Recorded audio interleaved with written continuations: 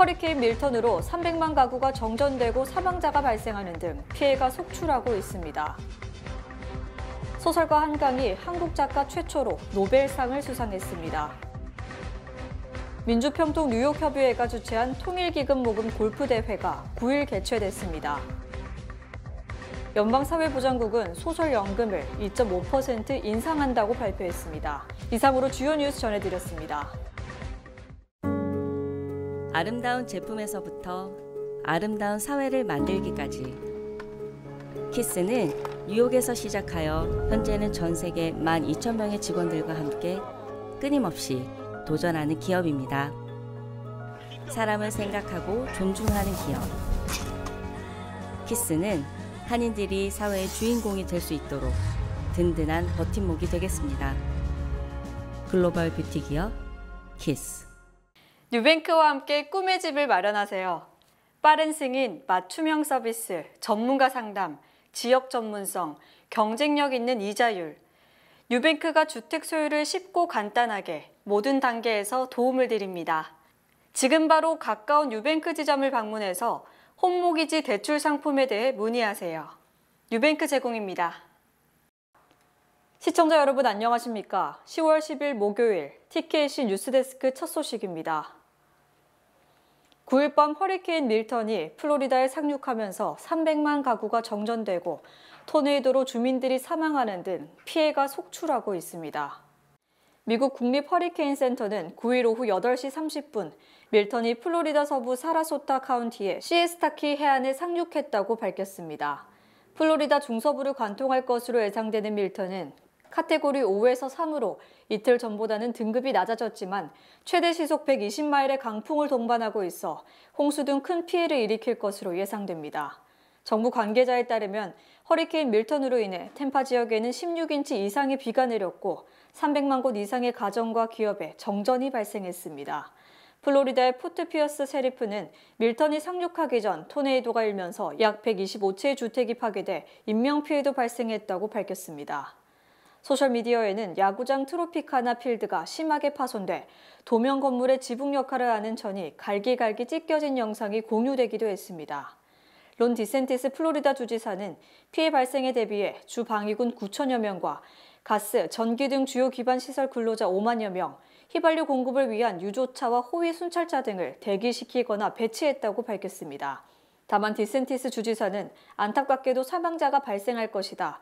이를 피할 방법은 없다고 생각한다고 말했습니다. 한편 밀턴은 탐파베이에 닥친 허리케인으로는 1세기 만에 가장 강력한 수준으로 600만 명에게 대피 권고가 내려진 바 있습니다. 소설가 한강이 한국 작가 최초로 노벨문학상 수상의 영예를 안았습니다.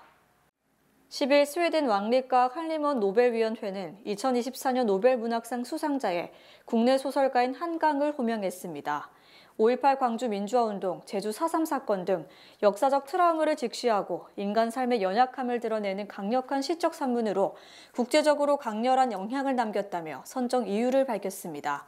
노벨위원회의 한 심사위원은 한강은 역사적 장소와 사건을 매우 특별한 방식으로 활용해 산자와 죽은 자가 어떻게 얽혀 있는지, 트라우마가 한 세대를 넘어 어떻게 대대로 남게 되는지 보여준다며 한강의 매우 부드럽지만 정확한 산문이 폭력의 잔인한 힘에 대응하는 강력한 힘이 된다고 평했습니다. 노벨문학상은 1901년 제정 이래 백인의 동무대였습니다. 지금까지 유색인종이 수상한 경우는 모두 7번뿐이었고 한강 작가가 수상하면서 8번째 수상자가 된 겁니다. 한편 한국인이 노벨상을 받은 것은 지난 2000년 평화상을 탄 고 김대중 전 대통령에 이어 2번째입니다. 민주평통 뉴욕협의회가 주최한 통일기금 모금 골프대회가 9일 성황리에 열렸습니다. 한반도 평화통일에는 모두가 한마음이라는 것을 다시 한번 확인하는 자리였습니다. 9일 뉴욕 롱아일랜드 소재 위드와치 골프클럽에서 열린 이날 골프대회에는 자문위원과 한인 동포 등 130여 명이 참석해 성황을 이뤘습니다. 이날 박호성 회장은 평화통일을 위해 앞장서는 일에 힘을 보태준 모든 참석자들에게 감사의 뜻을 전했습니다. 앞으로도 평화통일에 대한 자긍심을 높이고 주류 사회의 관심을 받는 데 노력을 아끼지 않을 것이라고 다짐했습니다. 우리가 평화통일을 하는데 앞장설 수 있는 자금을 쓸 수 있도록 마련할 것이고요. 동포들이나 평통위원들도 평화통일을 할 수 있는 계기가 마련될 수 있도록 지속적인 관심을 부탁드리겠습니다. 뉴욕 평통은 오는 25일 민주평통 태영호 사무처장의 뉴욕 방문에 이어 평화통일 사생대회, 평통인의 밤 등의 일정으로 올 연말까지 사업을 추진할 계획입니다. 박 회장은 평화통일에 대한 한인들의 적극적인 관심과 동참을 부탁했습니다. 한편 BMW 홀인원 상품과 프리미어 한국항공권 라플 등이 걸린 이날 대회에는 황강호, 시민숙 씨가 각각 남녀 챔피언상을 수상했습니다. 내년부터는 소셜연금이 2.5% 인상된다고 연방사회보장국이 오늘 밝혔습니다. SSA는 내년도 소셜연금 인상률을 2.5%로 결정했습니다. 물가 둔화 조짐으로 인해 지난 2년에 비해 인상분이 축소된 겁니다. 미국 은퇴자협회는 2.5% 인상은 매달 48달러 정도로 추정된다고 밝혔습니다. SSA에 따르면 대략 7,060만 명이 소셜연금으로 평균적으로 달마다 1,920달러의 혜택을 받고 있습니다. 한편 연금 수혜자는 늘고 노동자는 줄어들면서 연방사회보장국은 심각한 재정난을 겪어왔습니다. 연방사회보장국이 5월 발표한 보고서에 따르면 2035년이 되면 기금이 소멸될 것으로 보입니다. 기금이 소멸되면 정부는 83%의 수혜자에게만 연금을 지급할 수 있습니다. 뉴욕시 차량 속도 제한을 강화하는 세미법이 어제 브루클린에서 처음 시행됐습니다. 9일 뉴욕시 교통국은 세미 코헨 엑스타인이 2013년 10월 사망한 브루클린 3스트리트 프로스펙트 파크 웨스트에서 기자회견을 열고 프로스펙트 파크 웨스트 그랜드 아미 플라자에서 바텔 프리처드 스퀘어 구간 19개 블록에 차량 제한 속도 20마일 표지판을 부착했습니다. 시 교통국은 이달 중 맨해튼 워싱턴 하이츠 오디븐 애비뉴와 165 스트릿에도 20마일 속도 제한 구역을 지정하는 등 2025년 말까지 순차적으로 시 전역의 차량 제한 속도 구간을 확대해 나갈 것이라고 밝혔습니다. 세미법에 따라 뉴욕시 전역 47개 학교 앞 도로는 제한 속도가 시속 15마일로 낮춰지며 보행자와 자전거 운전자 우선 개방형 또는 공유도로에는 제한 속도가 시속 10마일로 하향 조정됩니다. 에릭 아담스 뉴욕시장이 랜달스 아일랜드 난민 쉘터를 내년 초 폐쇄한다고 9일 밝혔습니다. 아담스 뉴욕시장은 뉴욕시로 유입되는 난민 수가 급격히 줄어듦에 따라 랜달스 아일랜드 난민 쉘터 운영을 내년 2월까지만 한다고 말했습니다. 뉴욕시 감사관 사무실에 따르면 2024년 1월 난민 수가 6만 9천 명으로 최다를 기록하고 그 이후부터 서서히 감소했습니다. 뉴욕시 유인 난민 수는 최근 14주 동안 꾸준히 감소했고 현재는 올 한 해 중 가장 낮은 수준이라고 말했습니다. 아담스 뉴욕시장은 9일 성명을 통해 우리는 위기에서 완전히 벗어나진 않았지만 현명한 경영 전략과 훌륭한 직원들 덕분에 위기를 넘겼다. 우리는 지금 얼마를 썼는지 이야기하는 게 아니라 얼마나 아꼈는지 이야기하는 것이라며 랜달스 아일랜드 난민 쉘터 부지를 주민들의 생활 편의를 위해 쓸 수 있게 돼서 기쁘다고 덧붙였습니다. 뉴욕시는 랜달스 아일랜드 쉘터의 남은 거주자를 다른 센터로 보내는 등 이미 운영 축소에 돌입한 상태입니다. 미국 내 한인 이민자의 76%, 아시안 이민자의 74%가 다시 선택 기회가 오더라도 미국 이민을 택할 것이라는 조사 결과가 나왔습니다. 퓨 리서치 센터가 지난 2022년 7월부터 2023년 1월까지 한인 이민자 1,146명 등 아시안 이민자 7,006명을 대상으로 설문조사를 실시한 결과 한인 이민자 중 76%가 다시 미국 이민을 선택할 것이라고 답했고 다른 나라를 택할 것이라는 답변은 13%, 한국에 남을 것이라는 답변은 5%로 조사됐습니다. 특히 아시안 6개국 중 베트남 출신은 83%가, 필리핀 출신은 79%가 다시 미국 이민을 선택할 것이라고 답한 반면 인도인은 67%가 미국을 다시 선택하는 반면 고국이 남겠다는 대답이 15%에 달했습니다. 또 아시안 미국 시민권자 중 미국을 다시 선택한다는 비율은 76%, 비시민권자는 68%로 나타났습니다. 자신들의 생활이 부모 세대보다 낫다고 생각하는 한국인은 73%로 아시안 평균 77%에는 조금 못 미쳤습니다. 특히 이번 조사에 응한 한인 이민자 72%가 시민권자인 반면 비시민권자는 26%로 조사됐고 비시민권자 중 83%가 영주권자이며 17%가 비영주권자로 나타났습니다. 또 한인 이민자 중 영어에 능통하다고 답한 비율은 73%였으며 미국 이민 이유로는 가족과 함께 하기 위해서가 38%, 보다 나은 교육 기회가 28%, 경제적 기회가 26%로 조사됐습니다. 한인 이민 가구의 연소득은 15만 달러 이상이 30%로 가장 많았고 3만 달러에서 7만 5천 달러가 25%, 10만 달러에서 15만 달러 사이가 20%, 7만 5천 달러에서 10만 달러가 10%, 3만 달러 미만이 9%로 집계됐습니다. 아시안 중 가구 소득 15만 달러 이상은 인도인이 45%로 가장 높았고 중국인이 33%, 필리핀은 한국과 마찬가지로 30%, 베트남은 18%에 그쳤습니다. 또 한인 이민자 중 남성이 43%인 반면 여성이 56%로 조사됐습니다. 100년 내 최대 규모의 허리케인이 플로리다 tampa 쪽으로 상륙한 가운데 한 달도 채 남지 않은 미국 선거판에 막판 영향을 미칠 강력한 돌발 변수가 되고 있습니다. 월스트리트저널은 그 어떤 옥토버 서프라이즈도 선거판에 영향을 미칠 수 있지만 현재로서는 허리케인의 파급력이 가장 커 보인다며 허리케인이 선거판의 돌풍이 됐다고 분석했습니다. 미국에서는 허리케인 헐린이 지난 2005년 카트리나 이후 본토를 강타한 허리케인 중 가장 많은 사상자를 낸 데 이어 이번에는 100년 만에 가장 강력한 카테고리 5급의 허리케인 밀턴이 엄습, 미 전역에 비상이 걸렸습니다. 특히 허리케인의 피해를 입은 지역은 투표율이 하락하는 경우가 많기 때문에 이번 태풍의 여파에 따라 희비가 엇갈릴 가능성이 커졌습니다. 2005년 허리케인 카트리나 엄습 뒤 1년 뒤 뉴올리언스 시장 예비선거 투표율이 4년 전과 비교해 10% 하락했고 특히 빈곤층과 흑인 유권자들의 투표율이 떨어졌다는 점은 의미하는 바가 큽니다.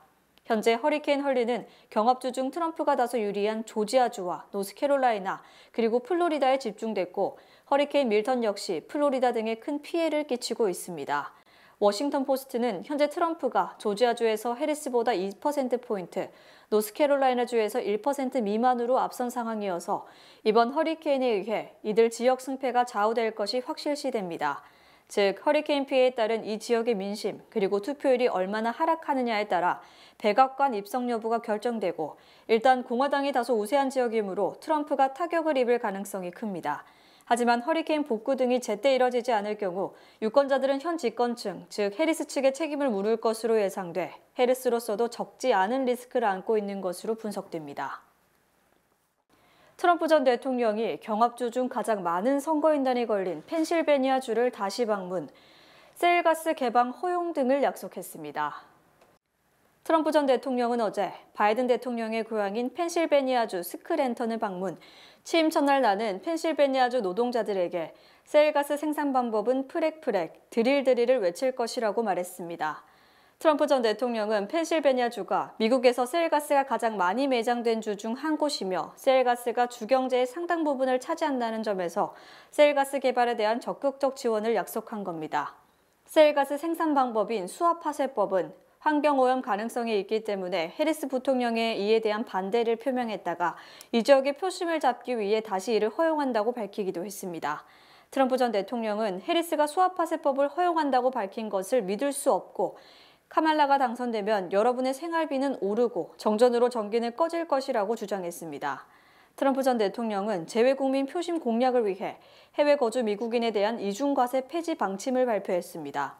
트럼프 전 대통령은 나는 해외에 거주하는 미국인들에 대한 이중과세 폐지를 지지한다고 밝혔으며 이에 대해 월스트리트저널은 종종 무시되어 온 해외 유권자들의 지지를 받기 위한 트럼프의 마지막 시도라고 지적했습니다. 이에 대해 블룸버그 통신은 트럼프의 감세 공약들이 현실화되기 위해서는 의회 승인을 받아야 하며 실현되면 900만 명에 달하는 해외 거주 미국인들이 혜택을 받게 된다고 보도했습니다. 팀월즈 민주당 부통령 후보가 기존 대통령 선거 방식이 소수 경합주에만 관심이 집중되게 한다며 선거제도 개편을 주장했습니다. 월즈 부통령 후보는 지난 8일 캘리포니아주 세크라멘토의 선거자금 모금 행사에서 내 생각에는 우리 모두 알다시피 현재 선거인단 제도를 없애야 한다. 우리는 전국 일반 투표가 필요하다고 주장했습니다. 월즈 후보는 우리는 펜실베니아 비버 카운티에서 이겨야 한다. 펜실베니아 요크로 가서 이겨야 한다. 위스콘신에서, 네바다 리노에서 이겨야 한다. 그래야 이길 수 있는 게 현실이라고 밝혔습니다. 즉 월주 부통령 후보는 선거인단을 통한 간접 선거가 아닌 국민투표를 집계해서 승자를 뽑는 직접 선거를 주장한 겁니다. 하지만 공화당은 2004년 이후 대선 때 전체 투표에서 단 한 번도 민주당을 이긴 적이 없기 때문에 선거인단 제도 폐지에 결사 반대하는 입장입니다. 월주 후보의 이 같은 입장 표명에 대해 트럼프 캠프는 트럼프가 대선에 이길 경우 그 결과에 문제를 제기하기 위한 사정 포석이 아니냐고 비판했습니다. 뉴욕타임스는 해리스 캠프가 경제와 낙태권 문제 등에 대해 총력을 집중하는 가운데 월주가 돌발 발언으로 전력을 약화시키고 불필요한 논란을 촉발했다고 분석했습니다. 상황이 이렇게 되자 월주 후보는 해리스 캠프가 선거인단 제도 폐지를 지지하지 않는다고 해명했습니다. 2024 회계연도 한인은행 SBA 대출액이 13억 달러를 넘어 전 회계연도보다 다시 증가했으나 뉴욕, 뉴저지 지역은 다소 저조한 것으로 집계됐습니다. 연방중소기업청이 공개한 지난해 10월 1일부터 올해 9월 30일까지 2024 회계연도 은행별 SBA 대출 실적에 따르면 미 전역 한인은행 15개 중 14개 은행이 1,190건의 13억 5,345만 달러의 대출 실적을 기록했습니다.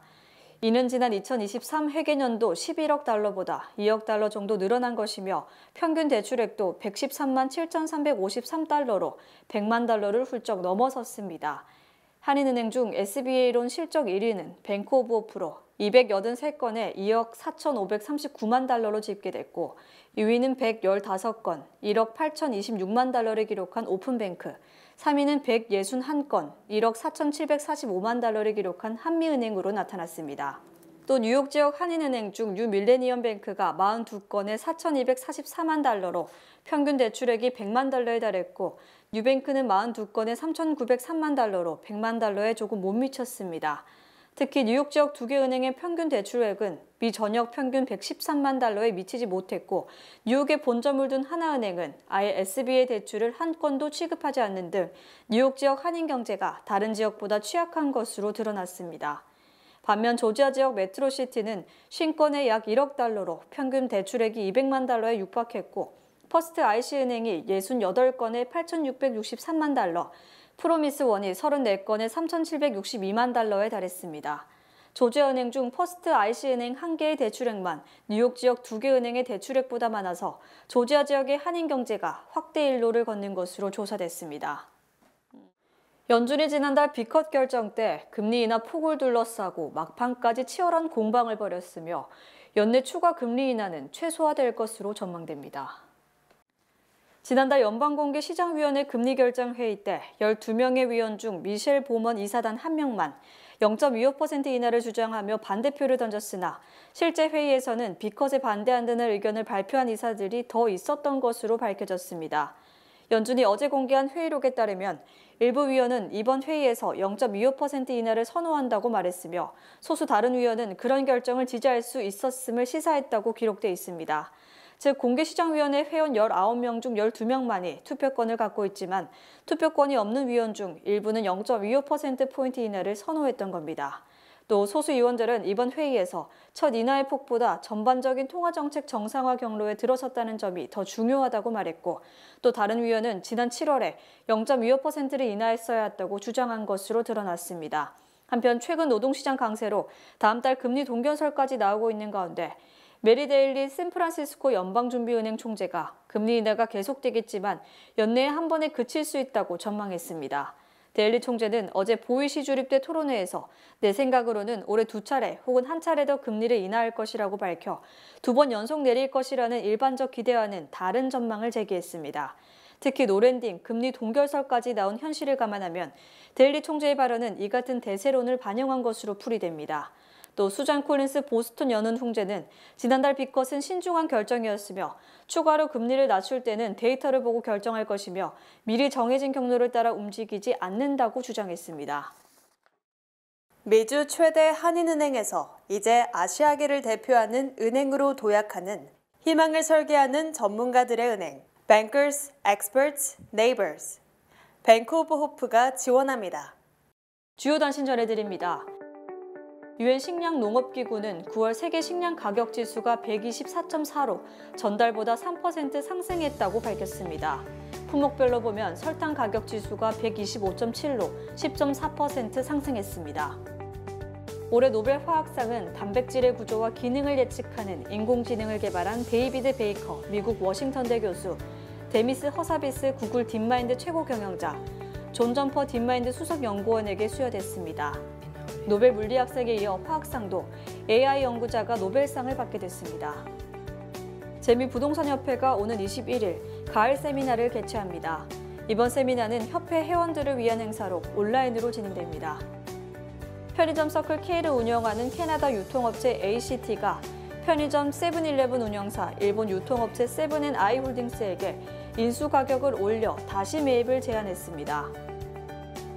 미국과 멕시코 국경에서 불법 입국 중 체포된 외국인이 9월 들어 5만 4천여 명으로 최저치를 기록했습니다. 바이든 대통령은 지난 6월 행정명령을 발동하고 매일 불법 입국 시도자들이 2,500명을 넘을 경우 국경을 즉각 폐쇄하는 조치를 취했습니다. 뉴욕시경이 발표한 보고서에 따르면 올해 9월 발생한 7대 주요 범죄 건수는 총 1,445건으로 전년 동기 대비 332건, 3.1% 감소했습니다. 최근 전국 모기지 금리가 지난 2년 내 최저 수준으로 하락하면서 채용자가 한 주 사이 35% 늘어날 정도로 급증하고 있습니다. 금리 하락에 따라 절약할 수 있는 비용은 연간 $4,000 이상이 될 것으로 보입니다. 지난해 전 세계 재생에너지 분야 일자리가 가장 큰 폭으로 증가했습니다. 국제노동기구에 따르면 글로벌 재생에너지 산업 일자리 수는 1,620만 개로 전년 대비 18% 증가했습니다. 날씨 전해드립니다. 금요일인 내일은 대체로 맑겠습니다. 낮 최고 기온은 67도, 최저 기온은 55도입니다. 해 뜨는 시간은 7시 4분, 해 지는 시간은 6시 21분입니다. 이상으로 주간 날씨와 세계 날씨 전해드립니다.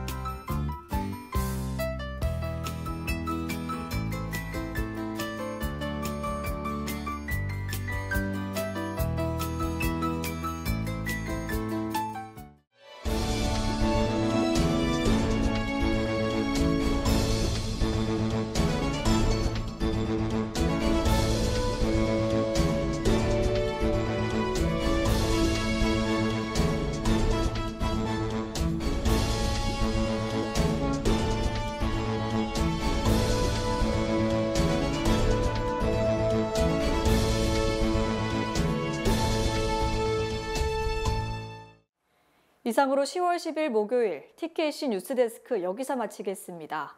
시청해주신 여러분 고맙습니다.